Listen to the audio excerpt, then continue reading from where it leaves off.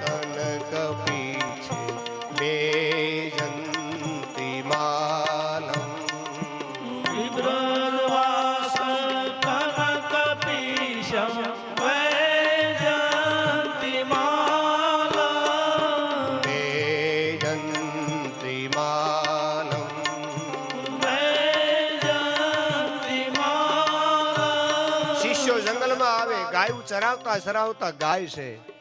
કોઈ ન મળ્યું હાજે કે ના, બીજા દિવસે વ્યાજ પૂછે કોઈ મળ્યું કે ના મળ્યું, ત્રીજા દિવસે કોઈ મળ્યું કે ના મળ્યું, ચોથા દિવસે દૂર વહી જાય છે.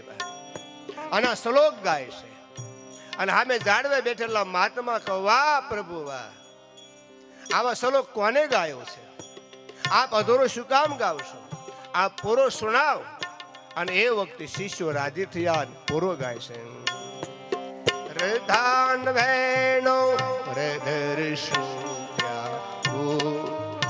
ગોપ વૃંદે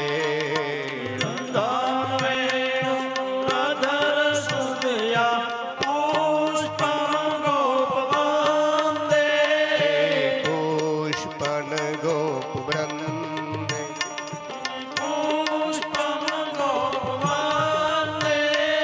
અને એ જ વખતે શ્લોક ગાયકા વાહ શબ્દ આવ્યો. અને તારે કીધું આવો શ્લોક કોની પાસે? તમારા ગુરુ પાસે. તમારા ગુરુ કોણ? અમારા ગુરુ વ્યાસ દાદા. વ્યાસ દાદા કા એની પાસે તો આવા 18,000 શ્લોક છે. કેટલા? 18,000 શ્લોક. હા, વાહ પ્રભુ વાહ. અને એ બીજા કોઈ નહોતા. કા સુખદેવજી મહારાજ પોતે હતા. સુખદેવજી મહારાજ પોતે હતા. અને એ તો મારા પિતાજી છે. અને એની પાસે આટલો બધો ખજાનો. હા, વિચાર કરજો, જલમતા વેત ઓળ પછડો ઓઢીને જે નીકળી ગયેલો મહાપુરુષ બા. કોણ કોનો દીકરો ને કોણ કોનો બાપ કહેનાર સુખદેવજી મહારાજ એક શ્લોકમાં પકડાય છે.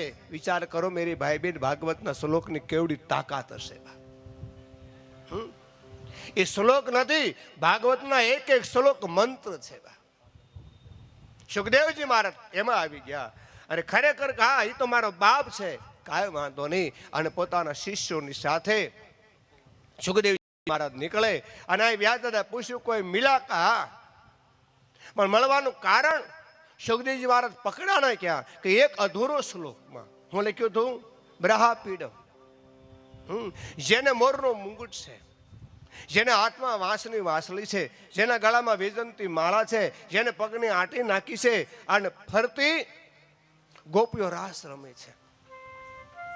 એક શ્લોકમાં અને વાહ શબ્દ નીકળો.